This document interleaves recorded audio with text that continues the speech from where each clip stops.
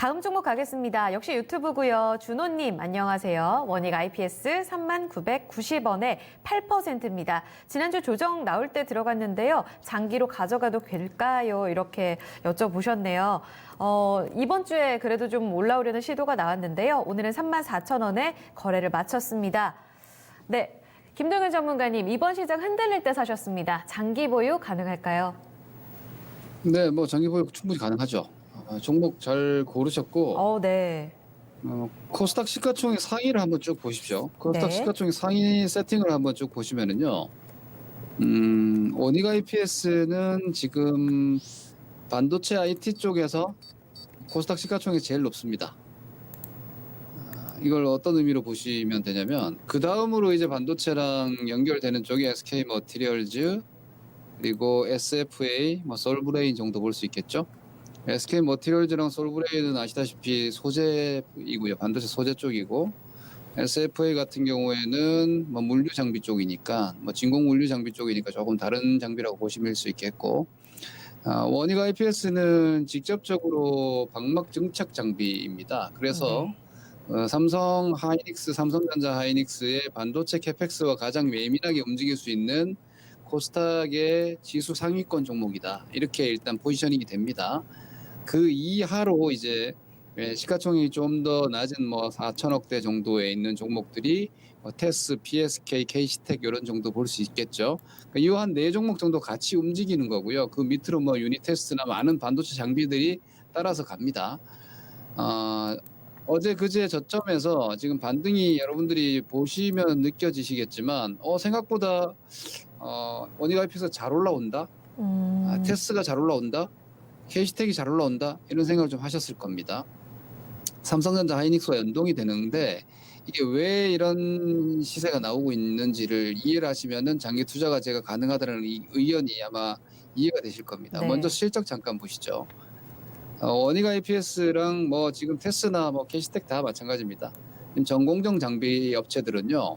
그러니까 메모리 쪽이죠. 전공정 증착 식각은 일단 기본적으로 메모리, 낸드, 디램 다 메모리 쪽 장비라고 보시면 되니까 이 메모리 쪽은 실적이 별로 안 좋습니다. 아시다시피 지금 2017년도부터 실적이 꺾여가지고요. 보시다시피 2017년도에 매출 6,300, 18년도 6,500에 매출은 지금 그대로 어느 정도 유지를 했는데 영업이익 보시다시피 1,200억, 1,000억, 400억까지 뚝 떨어졌습니다. 작년도가 2019년이 18년도 대비해서 실적 반토막 났습니다. 네. 근데 주가가 안 떨어지죠. 왜 그러냐? 반도체가 가격이 바닥을 쳤기 때문에. 가격이 올라가고 비트그로스 올라가고 하면은 캐펙스 당연히 진행되거든요. 이번에 1분기 결산 IR에서 2월 달에 삼성전자 하이닉스 모두 똑같이 얘기했습니다. 혹자들은 보수적이었다라고 평가를 하는데요. 원래 반도체는 캐펙스에 대해서 그렇게 적극적인 이 포지션을 주지 않습니다. 네. 그러니까 상황을 보면서 진행하겠다 이렇게 언급을 했는데 근데 그 상황이 좋아졌다는 거죠. 뭐냐? 이번에 코로나19로 인한 영향이겠지만 그것도 원래 어떤 상황이 생기면 인간의 행동이 바뀌지 않습니까? 네. 그래서 온라인 매출 같은 것도 급증을 하게 되는 것이고 그리고 외출을 자제하다 보니까 인간의 온라인 활동 폭이 더 커진 거죠. 네. 그러다 보니까 중국의 IT 기업들, 온라인 기업들이 트래픽이 급증을 했습니다. 그러면서 애초에 증가 양상에 있었던 서버 디램 이 수요 자체가 크게 증가하면서 오히려 서버 디램 고정 거래 가격이 크게 오른 거예요. 이런 식으로 가격이 올라가게 되면 그동안 2년간 멈췄던 투자가 하반기에 할까 내년에 할까 이랬던 전망이 메모리 캐펙스 빨라진다 이렇게 가는 겁니다. 그럼 당연히 증착 장비, 시각 장비 쪽에서 매출 기대감이 빨라지는 거고요. 컨센서스가 2021년도 이후로 크게 잡혀 있던 게 2020년 상반기로 당겨질 수 있겠죠. 그럼 올해 매출 이익 전망이 빨라지고 높아지는 겁니다. 이런 데 대한 반응이 들어오기 시작한 거고 우리가 서버 디램이라든지 기본적으로 메모리 수요가 아직은 더 늘어날 거다라고는 충분히 전망할 수 있기 때문에 네. 저는 2020년도 여전히 메모리 관련한 장비 쪽에 대한 투자를 적극적으로 진행하는 것은 여전히 가능하다.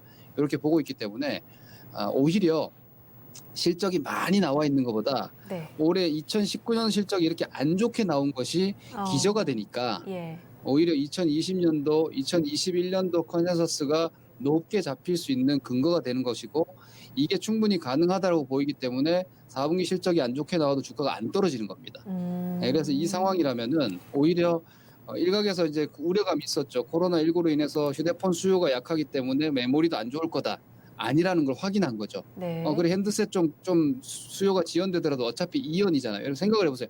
코로나19 때문에 네. 휴대폰 바꾸려고 했던 사람들이 코로나19 때문에 휴대폰을 바꾸려던 계획을 취소하진 않잖아요. 이건 결국은 이연되는 매출이니까 결국은 이 모바일 관련한 메모리 쪽도 회복이 될 거다라는 전망은 여전히 유효한 상태에서 예. 서버 디램이 이렇게 생각보다 빠르게 수요가 늘어나고 가격이 회복된다라면은 캐펙스가 더 빨라질 거라는 얘기입니다. 네. 이게 전반적인 반도체 전공정 장비의 투자 의견을 상향시키고 있는 현재 과정이라고 보시면 되기 때문에 제가 볼 때는 원익 IPS는 삼성전자보다 고점이 먼저 넘어갈 수도 있다고 생각을 합니다.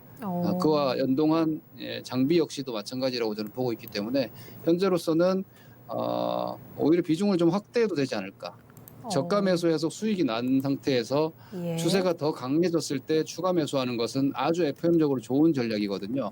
그래서 네. 저는 35,000원을 좀 뚜렷하게 회복을 하고 지켜내는 모습을 한동안 좀 지켜보시면서 35,000원에 이제 방어선으로 구축이 됐다 싶으면 오히려 좀 추가 매수를 해보시는 것도 괜찮은 전략이라고 보여집니다. 보유 의견 그대로 드리겠고요. 네. 목표치는 뭐 가봐야 하는 건데 현재로서는 2017년도 고점인 4만 원을 저는 넘길 거라고 예상을 하고 있습니다.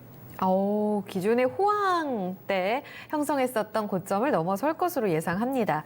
장기적으로 찬성 의견 나왔고요. 오히려 35,000원을 안착하는 시도는 그때부터 또 추가 매수도 가능하다라는 의견도 참고해 보시기 바랍니다. 준호님, 원익 IPS였습니다.